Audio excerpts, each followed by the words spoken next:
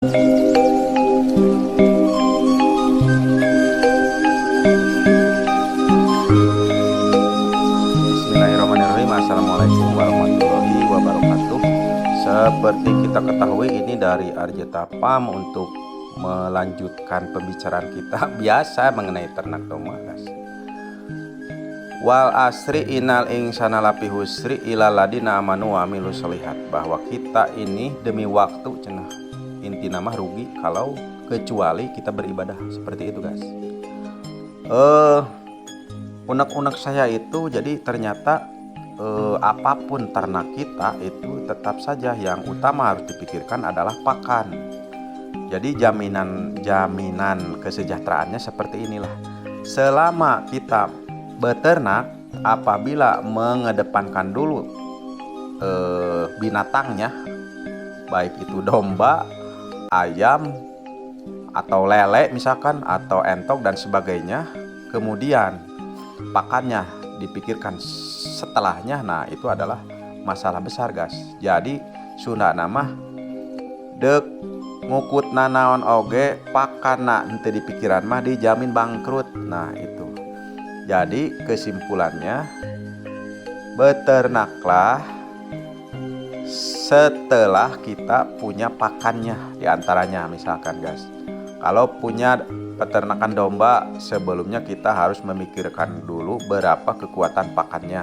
Misalkan kalau kita programnya mau ngarit rumput lapangan, satu hari paling bisa berapa mampunya, misalkan 3 karung. Oh berarti kalau 3 karung, logikanya kita hanya bisa mempunyai tidak lebih dari 5 ekor atau 10 ekor, begitu, guys. Nah kalau kita mampunya misalkan 6 karung, oh berarti sekitar 20 ekor. Nah di domba mending itu karena kita tidak beli, jadi kos pakannya nol, bisa bertahan itu, guys. Tetapi beda lagi kalau di peternakan lain, seperti misalkan di ayam. Kita tiba-tiba misalkan mau ternak ayam, kita punya 10 indukan misal ini ya, tujuannya untuk breeding atau untuk bertelur mendapatkan anaknya misal. Nah ketika hari esoknya kan harus makannya kan harus ada. Nah kalau ngandelin beli dan beli dan beli, insya Allah bangkrut, seolah-olah begitu. Mau entok, mau ayam, dan selanjutnya ke domba juga begitu. Kalau misalkan pakan mah bisa beli cina di tempat lain, semurah-murahnya yang namanya beli tetap ada pengeluaran, seperti itu, guys. Jadi maksud saya telah ambil garis besarnya begini, andaikan kita mau beternak ayam misalkan, sebelum ayam itu kan pakannya adalah biji-bijian dan proteinnya bisa dikatakan bisa cacing atau apa. Nah sebelum kita beternak ayam ya kita harus ternak dulu atau biji-bijiannya harus disiapkan dulu, apa itu kita menanam jagung atau misalkan ternak cacing atau ternak bekicot, atau misalkan entok nih mau beternak entok ya kita siapkan dulu pakan entok itu apa, misalkan biji-bijian juga ya apa kita harus menanam dulu misalkan jagung berapa pohon, nah baru kekuatan pohon tersebut, jagung tersebut kita berbanding lurus dengan jumlah entoknya biar tidak beli, begitu maksud saya. Sehingga kalau sudah ada kesamaan antara kebutuhan pakan sama binatang ternaknya, insya Allah dapat bertahan begitu. Jadi kalau mengandalkan langsung besoknya beli, kata para ahli ini, guys, dijamin bangkrut, begitu, guys. Nah untuk kali ini saya mau membahas mengenai protein khususnya pada binatang domba, dikarenakan bahwa protein itu sangat membantu sekali khususnya di dalam kelangsungan baik itu masa produktif beranaknya atau gemuknya. Kan kadang domba itu kalau proteinnya kurang itu badannya bisa kurus. Nah mengapa kurus? Mungkin dikarenakan kurang protein. Untuk itu kita buka wawasan segi siklus birahinya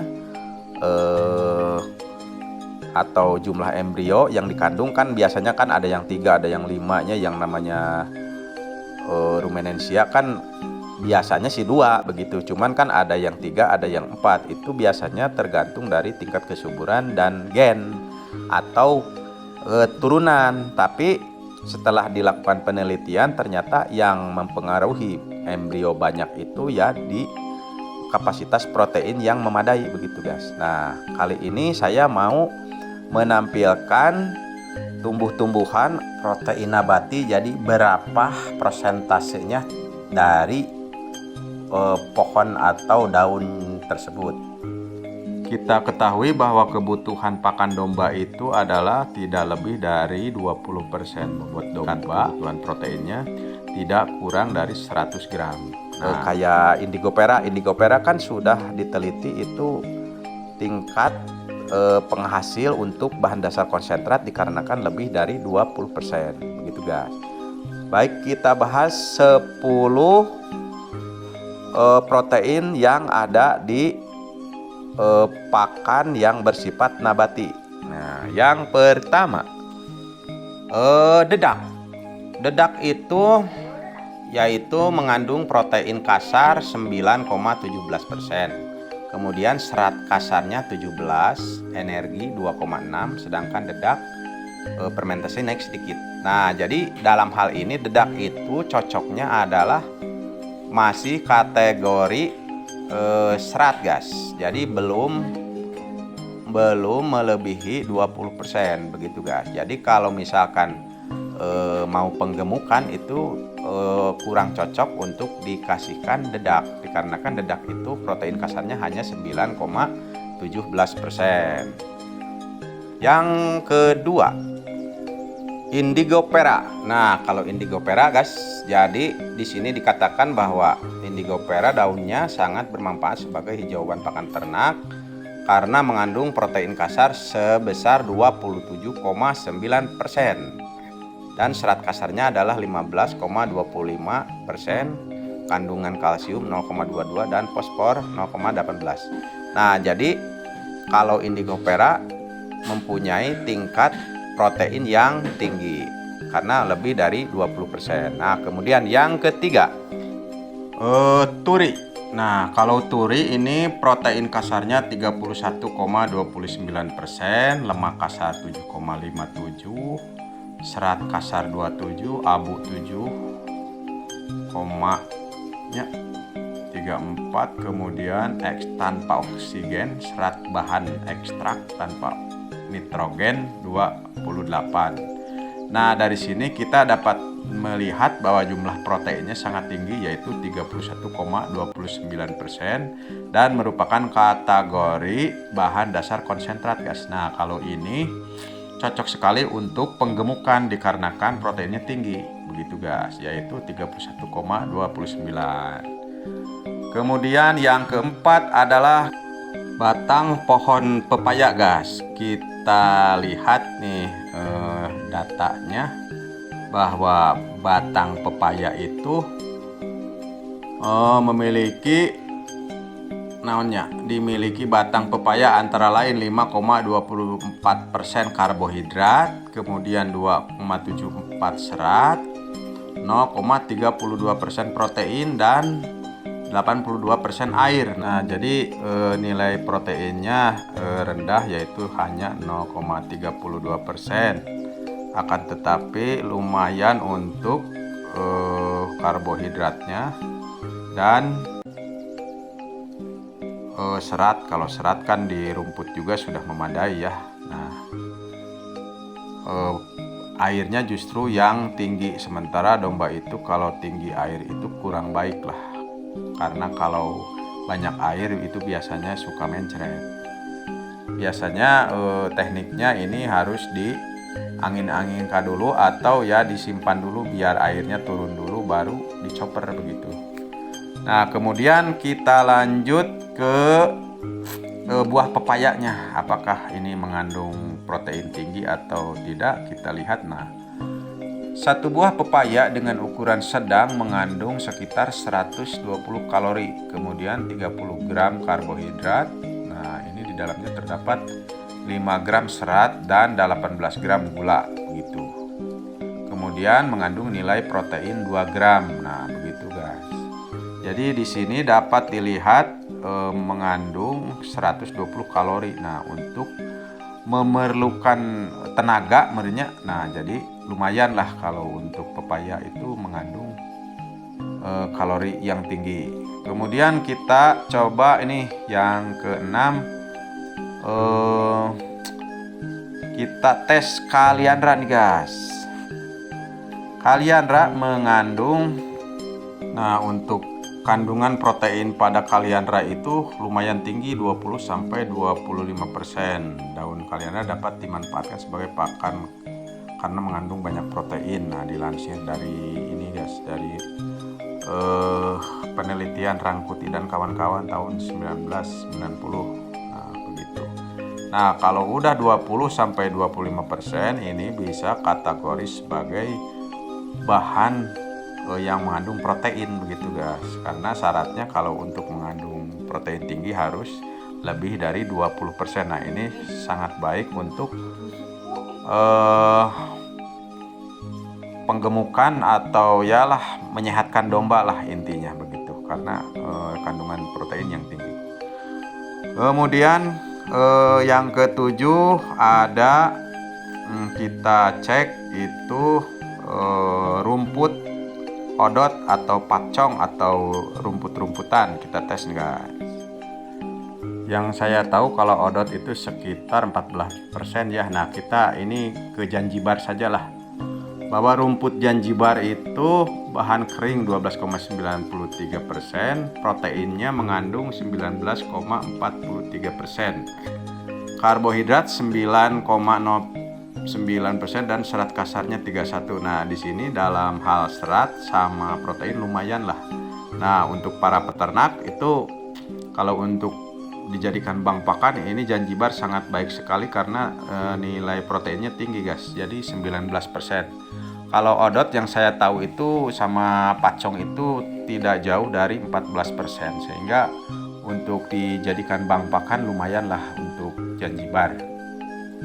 Nah, barangkali memerlukan itu mau rumput Janjibar, pacong atau odot ya, termasuk turi atau indigo perak, di Arjetapam ada tersedia. Kalau misalkan membutuhkan tinggal di WA saja, karena di deskripsi itu di paling atas channel sudah disebutkan nomor WA-nya begitu guys, sebagai info ekonominya.